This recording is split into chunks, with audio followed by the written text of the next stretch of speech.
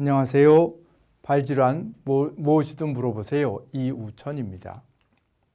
오늘은 족저근막 파열에 대해서 한번 또 설명을 드려보겠습니다. 족저근막, 발바닥에 있는 힘줄이고 그것이 아픈 분은 참 많습니다. 그런데 그것이 아프다 못해서 실제로 파열되는 경우는 상당히 또 드뭅니다. 그렇지만 이런 분만 보면 또 그것도 상당히 되고 또 이것이 일단 파열되면 증세도 굉장히 심하고 실제로 활동하는 데 상당히 불편하기 때문에 그거를 이렇게 말씀을 드려보려고 합니다. 여러 가지 이제 논문도 있고 이렇게 기사를 쓴 것도 있고 이제 그런 것들 중에서 뽑아서 그나마 뭔가 그냥 제가 아무 근거 없이 막 말씀드리는 것보다는 뭘 근거를 갖고 말씀드리는 게 좋아서 이런 거를 적어놔 봤습니다. 그래서 대부분은 갑자기 아무런 문제 없다가 탁 어느 날 운동을 하다 파열되는 경우보다는 대부분 만성적이라는 건 오래됐다는 겁니다. 오랫동안 뒤꿈치 바닥에 통증이 있던 사람에서 갑자기 파열되는 경우가 대부분이지 전혀 멀쩡하던 사람이 갑자기 파열되는 경우는 드물 거의 알려지지 않았습니다. 근데 그 중에서도 한 가지 특이한 점은 스테로이드 주사 치료를 받은 분들이 상당히 연관이 있는 것으로 여러 문헌에서 얘기를 하고 있습니다. 즉 뒤꿈치 통증이 있어서 족저근막이 이상이 있어서 거기에다가 주사를 놓을 수 있는데 물론 여러 가지 주사가 있습니다. 그래서 주사라 그래서 다 스테로이드는 아니겠지만 스테로이드 주사가 오래전부터 널리 사용돼 왔었고 근데 그거를 주사하면은 일단 대개 한 달 이상 괜찮은 경우가 많기 때문에 심한 분들 그 주사를 흔히들 놓는 경우가 많은데 그거를 주사를 맞으면 족저근막이 힘줄이 약해져서 시간이 지나면서 또는 여러 번 맞으면 맞을수록 이러한 가능성이 높아지는 것입니다. 여긴 또 다른 문헌인데 여기에서 보면은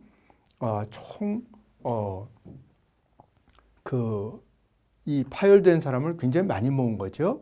155명이나 모았으니까 굉장히 많이 모은 건데 그런데 저절로 파열되는 경우는 상당히 적고 12명 정도고 나머지는 대부분 오랫동안 아프던 사람, 만성적인 족저근막염이 있었던 경우에 파열이 됐고 거기에 대부분은 이런 주사 맞은 병력이 있는 경우가 많더라. 그리고 또 하나 중요한 것은 대부분 수술하지 않고 치료해도 괜찮더라. 뭐 이런 얘기를 적어 놨습니다. 그래서 갑자기 날카로운 통증이 생기고 당연하겠죠. 힘줄이 뭐가 탁 터지면은 갑자기 날카로운 통증이 생기는 게 당연하고 또 아킬레스 힘줄도 그렇고 이것도 그렇고 힘줄이 뭔가 탁 터지면 자기가 느끼는 경우가 많습니다. 탁 터질 때. 그래서 그렇고 뒤꿈치 바닥보다 약간 더 발가락 약간 앞쪽으로 발끝 쪽으로 통증이 발생하는 경우가 많고 또 발바닥 중앙 쪽으로 발의 뒤꿈치에서 가운데 쪽으로 멍이 드는 경우도 있다. 이렇게 되어 있습니다. 그래서 이제 발바닥에는 족저근막이란 발바닥에 이런 힘줄이 있습니다. 힘줄이 있고 이 족저근막이 뒤꿈치에서 시작하는 부분 특히 여기에서 통증이 생기고 이것을 족저근막염이라고 하는데 요거보다는 약간 여기에서 변화가 생기면 요 아픈 부분보다 약간 앞쪽 발끝 쪽으로 파열되는 경우가 많다. 그리고 거기서 피가 나면은 파열이 되니까 살이 터지면은 피가 나겠죠. 그래서 이 발 중앙 쪽으로 멍이 드는 경우도 있다. 이런 설명을 하고 있는 것입니다. 그래서 일단 파열이 되면은 걸을 때 상당한 정도의 통증이 상당히 심합니다. 그리고 뒤꿈치 바닥보다 약간 앞쪽에 누르면 아픈 경우가 많다. 그럼 이걸 어떻게 진단하느냐? 병력, 갑자기 아프기 시작했느냐? 뚝 하는 소리가 났느냐? 느꼈느냐? 뭐 이런 걸 알 수 있겠죠? 증상 어디가 아프냐? 좀 보통 때 아프던 것보다 갑자기 심하게 아프게 됐냐? 또 진찰소견 눌러보고 또는 발이 이렇게 있으면 엄지발가락을 발등 쪽으로 딱 이렇게 젖히면 발바닥에 팽팽한 띠가 생깁니다. 그게 족저근막인데 사실은 그걸 진찰해 보면 파열이 되면 그것이 팽팽한 게 없어져 있습니다. 물렁물렁해서 이거는 그냥 만져보면 되게 터졌겠다 이런 거를 쉽게 알 수 있는 경우가 더 많습니다. 초음파 검사나 MRI를 하면 눈으로 직접 그 영상으로 족저근막을 볼 수 있기 때문에 더 정확한 진단을 할 수 있습니다. 그래서 치료는 파열이 되면은 디디지 않고, 당연하겠죠. 디딜라 그래도 디디기가 어렵습니다. 뭐든지 갑자기 다치면 붓고 그럼 냉찜질을 합니다. 부기를 가라앉히고 부기가 덜 생기게 하기 위해서. 또 소염진통제 약을 쓸 수 있겠죠. 그리고 그 다음에는 깔창을 해서 뒤꿈치가 덜 눌려지게, 아픈 부위가 덜 눌려지게 할 수 있고, 수술하는 경우는 거의 없다. 수술은 거의 없다. 그러니까 뭐가 우리가 파열됐다 그러면 아킬레스 힘줄이 파열되면 수술할 수 있겠죠. 어떤 뭐 손가락 구부린 힘줄이 파열됐다 그럼 수술해야 되겠죠. 근데 족저근막은 그런 수술을 할 수가 없습니다. 족저근막을 이렇게 힘줄을 이어서 꼬매서 이을 수가 없거든요. 그래서 수술하는 경우가 거의 없고, 수술한다 그러면 족저근막을 덜 당겨지게 하는 그런 수술을 할 수는 있겠죠. 그래서 대부분 엘리트 운동선수들에도 수술하지 않고 운동으로 복귀가 가능한 경우가 많다. 그러니까 굉장히 많이 아프고 힘줄이 끊어져서 큰일 난 것 같지만 대개는 운동으로 복귀할 수 있다.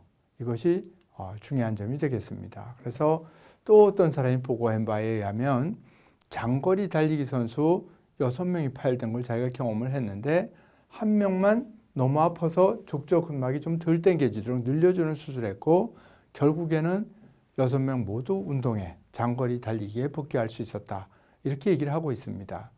그렇지만 실상은 족저근막이 파열되면 운동에 복귀하기 어려운 경우도 있습니다.